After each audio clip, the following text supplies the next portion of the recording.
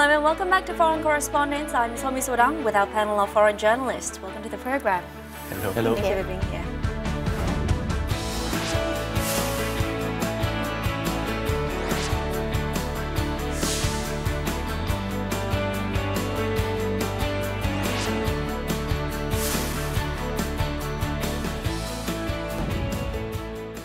A new expression has emerged among the South Korean press recently, and that is the outsourcing of risk. This after a young subcontract worker died while working a dangerous job, highlighting the need to reevaluate the country's outsourcing relationships and the need to introduce preventative measures. So on this week's edition of Foreign Correspondents, we sit down with a panel of journalists to discuss the various issues associated with South Korea's outsourcing practices.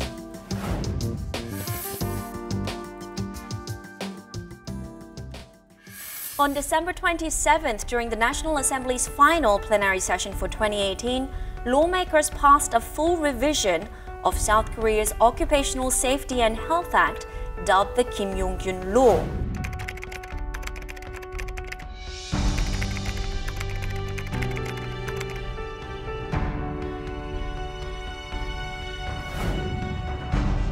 The death of the 24-year-old Kim Yong-kyun has sparked debate over outsourcing practices in the country.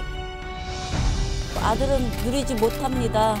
하지만 저 아들한테 고개를 조금이라도 들 수 있는 면목이 생겨서 정말 고맙습니다.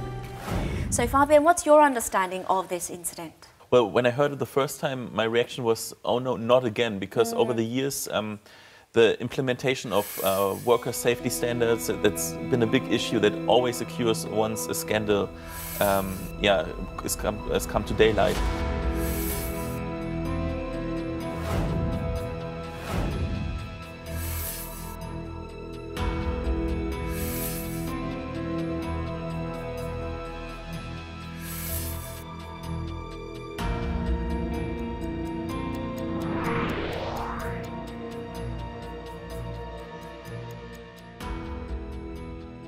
And obviously the underlying causes for that do not really change, because again and again those scandals keep happening. And the thing that shocked me the most is that in the same thermal plant where this death occurred, 12 people have died in the last 10 years, and that's really shocking.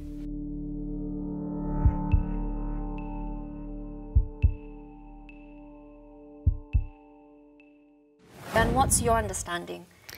Yeah, the fact that the subcontracted company was given the bid, despite it being so low that it precluded them from following good labor practices, that's what's really unconscionable about it.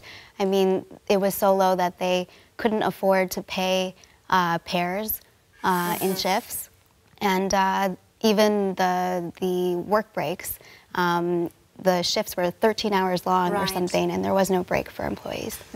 And I mean, of course, this is a tragedy that is completely unacceptable. And what's interesting is when you mention outsourcing of risk or outsourcing of death, for many people this is just abstract. It doesn't mean much. But this death shows like concretely what's happening. I mean, he was 24, he was young, he had a lot of expectation, he was working really hard. And even though he was working hard, I mean, his death, as you mentioned, could have been totally avoidable. And he was poor. I mean, in his bag, people found a pack of ramyeon, and these ramyeons became a symbol of the plight of these irregular, poor workers who can die. And many people, you know, there is some shrines for his memory, and people put pack of ramyeon on this altar, and I found this particularly, I mean, it's difficult, it's very painful to watch. And the fact that there are shrines being set up for him, it shows you the amount of public reaction that has been outpouring. Why do you think this has sparked such controversy? First, as mentioned before, it's an avoidable death, easily avoidable death. And also many young people can identify with that 24-year-old man. We know many details, for example, that he used to sing along to the K-pop group BTS, the songs of them, to release his stress. As Frederick mentioned before, he didn't have the time nor the money to have proper meals, so he would eat cup ramyeon. And also, it's basically the story of a young man from a modest background. He comes from a working class family.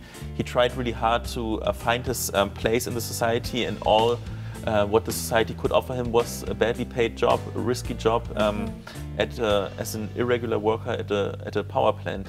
So that's actually really emotional, and it touches you. The death of Kim Yong-kyun has led to a full amendment of South Korea's Occupational Safety and Health Act, the first time it has been revised as such in 28 years, since 1990.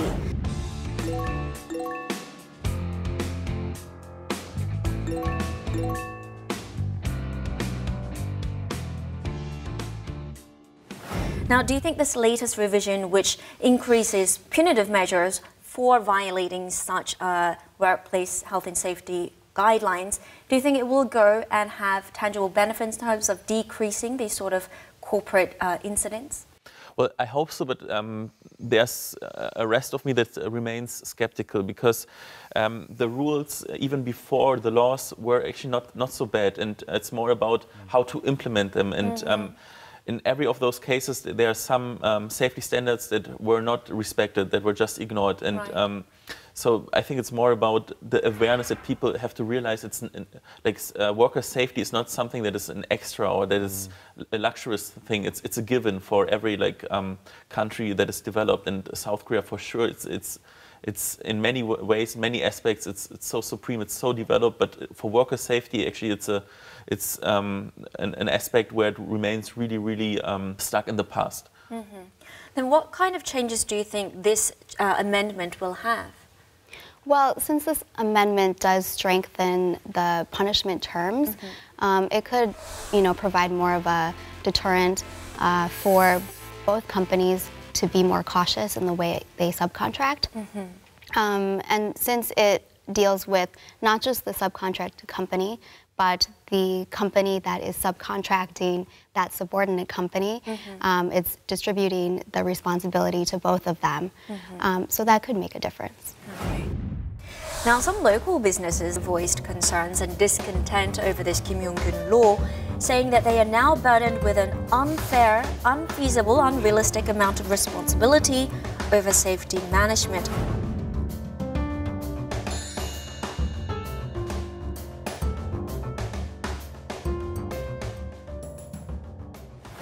What are your thoughts on this concern? I find that amazing. I mean, the purpose of a good economy, to have the robust economy, is to improve the quality of life and the people's health. And if, because to have a better economy, you should put people in danger and have people dying, I mean, it's completely, we have to look at the big picture. The big picture, the purpose of the good economy is to have a good life. So I really don't buy this argument that, it will, I mean, maybe that would, of course, this increasing work safety will lead to maybe less profit for the boss owners, but the purpose of having a good economy is not to have the richest people be richer, it's to have everybody lead decent life and safe lives.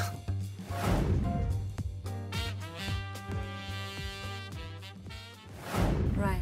And if you had to choose one over the other, then safety should definitely come first. It's not even a question.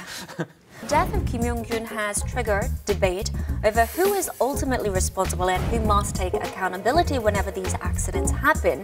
It has also shone a spotlight on how other countries around the world protect their workers and provide legal recourse in the case of deadly accidents.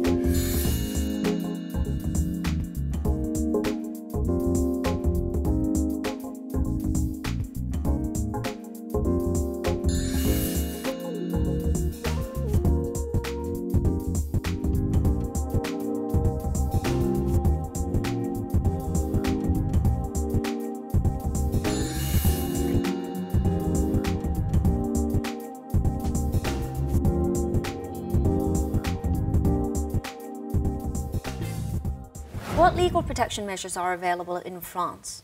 I checked, and actually the fact that you are a regular or irregular worker in France, in terms of regulation and health related and safety, it's exactly the same. To give you an example that maybe I know more, for example, if you're a journalist, you can be a freelancer, but if one media sends you abroad, theoretically, and in most cases, if you have a problem, like you benefit for the company insurance too, even though you're not technically a full-time employee. And I think the rule is for all the people who work in a big construction field, they're covered and protected the same way as regular workers. And what about in Germany? I think in Germany there's quite a special system in place. I know that because my father works as a safety engineer, so he basically makes sure that safety standards are respected and kept. There's a double system, so not only the state makes sure about the worker safety, but also so-called employers' liability insurance associations. That's a complicated word, but what it means is that during the industrialization in Germany in the second half of the 19th century, there were so many deaths in industries that the chancellor at that time, he was afraid of social unrest. He had to do something to prevent that. So he was founding those associations, and for every industry, for steel industry, for let's say oil industry, they had their specialized associations, and he forced every company to be a member of those, so they had to pay monthly fees.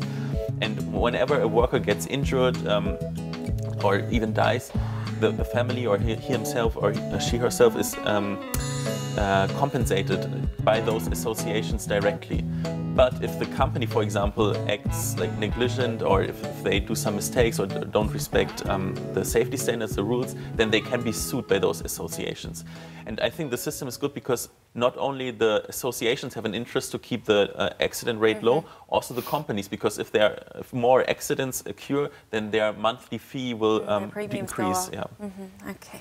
According to data from South Korea's Ministry of Employment and Labor in 2017, 4 out of 10 workers who were killed in industrial accidents were subcontract laborers. For large shipyards employing more than 300 people, 9 out of 10 accident victims were contract workers. Given these numbers, do you think there's inherently a different type of risk involved, depending on whether you're an in-house employee or a subcontract worker? Yeah, ideally it shouldn't be, but yeah, in reality it is like this, because Hangul-dae, the left-leaning newspaper who's, I think, concerned about workers' rights, they found out that in 2011, for example, there were only 1/4 of industrial-related accidents in South Korea compared to Germany. So there were really, really fewer accidents, and that's really surprising. But on the other hand, they found out that 4 times as much industrial deaths occurred in South Korea. And they did some research and found out that most of the companies did everything they could to hide accidents. So there's deaths you cannot hide, yeah? And the pressure is also higher if you're an irregular worker, because then, I mean, do you dare like confront your employee with it? So subcontract workers are less paid. Usually they are under much more pressure because they can be fired more easily. So that all leads to many things, also that they are not so motivated. Maybe they are not as good qualified and prepared for the job. Yeah, so I see some inherently problems of some subcontract workers, why they are more vulnerable to risks at the workplace. And maybe it's more difficult for them to refuse when they are asked to do a dangerous task. When you want to keep your job, and when you have job safety, when you sign a contract, you know you will keep your job. Anyway, it's easier to say, no, I won't do that, it's too dangerous. And I want to give you a figure that was, it's according to the union chapter, 97% of accidents in the past 5 years involved outside workers. So we do have a problem. I mean, inherently, there is no job that cannot be, why not outsourcing every job? As long as the safety and the regulation are exactly the same, and the safety of outsourced workers is exactly the same, then why not? That's another problem. And also there are no labor unions if you're a subcontract worker. Oh yeah, that's a very good point too. Yes, exactly. Now in South Korea there's a wide perception that there's a significant gap between the pay and the benefits received by workers in the original company and the subcontract firms. Is that the perception in the US as well? I think it is the general perception.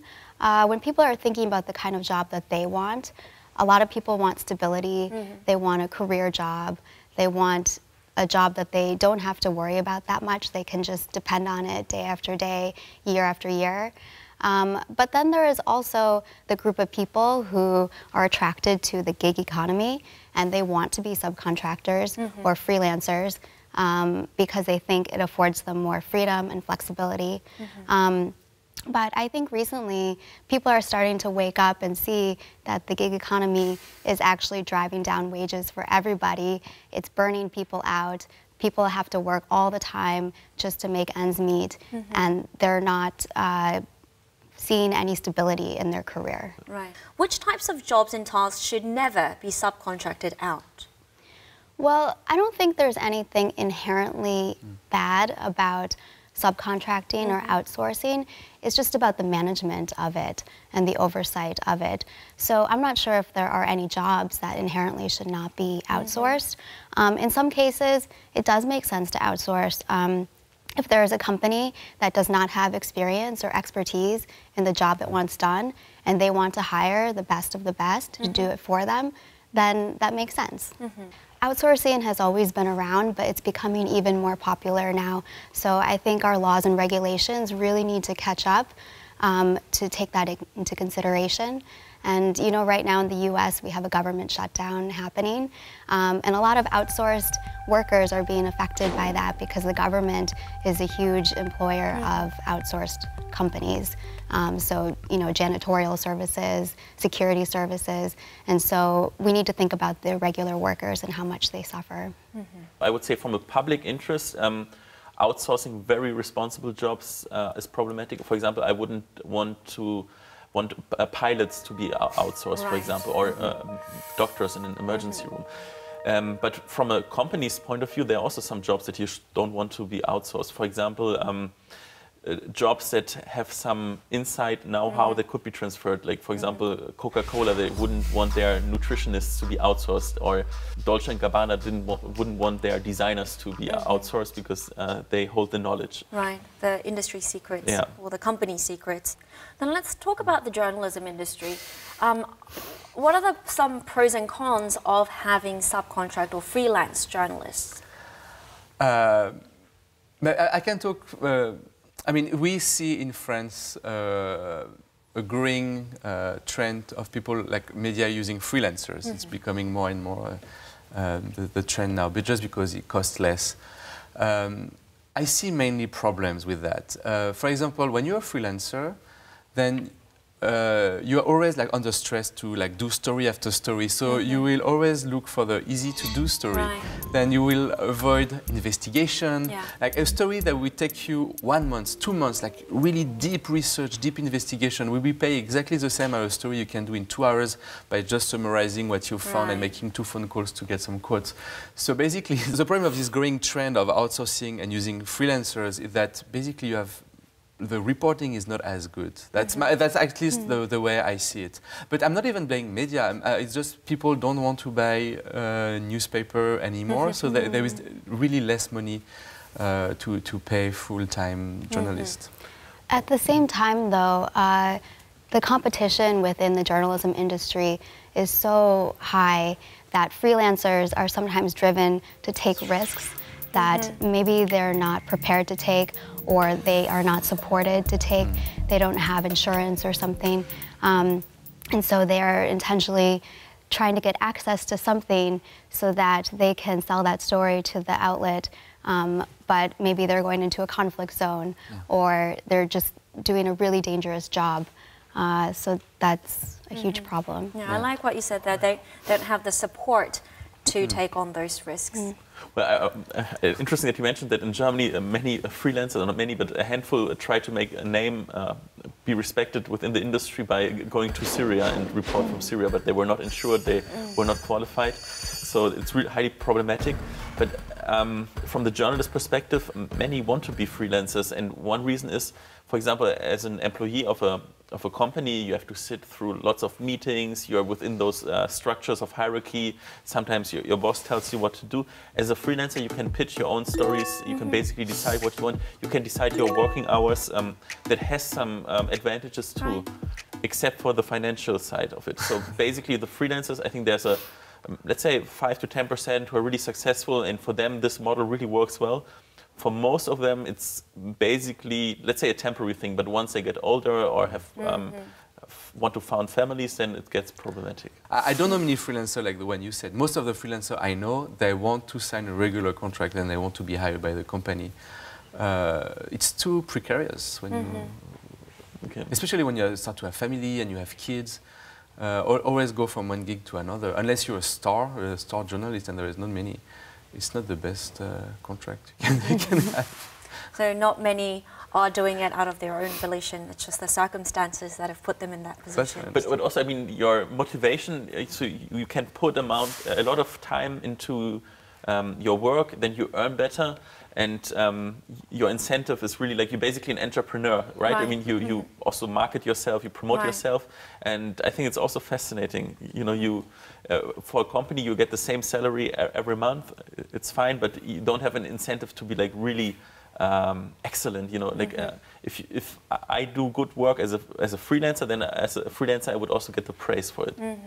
So if you are among those 5 to 10% who are strongly driven and are adequately rewarded for that, then that is perhaps the right path. Okay. Now, we've been focusing a lot on the negative aspects of outsourcing, but Anne, as you've mentioned, it's not inherently bad. What kind of outsourcing relationships are present in France, and in which industries are they most noticeable? I mean,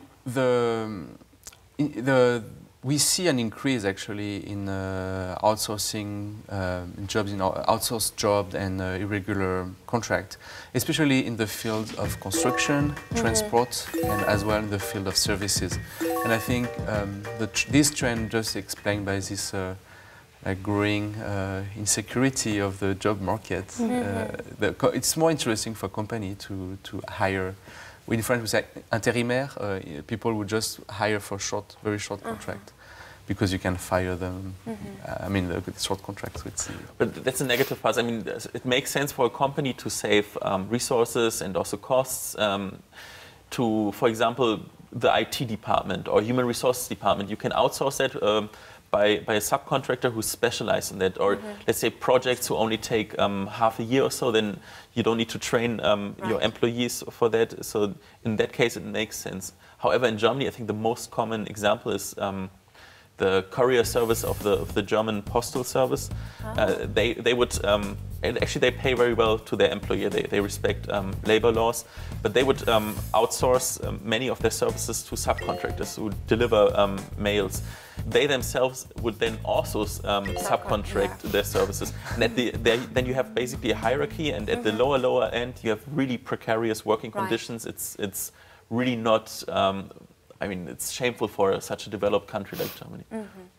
Now, outsourcing is commonly practiced by many global companies, including Korea. South Korean firms are no exception.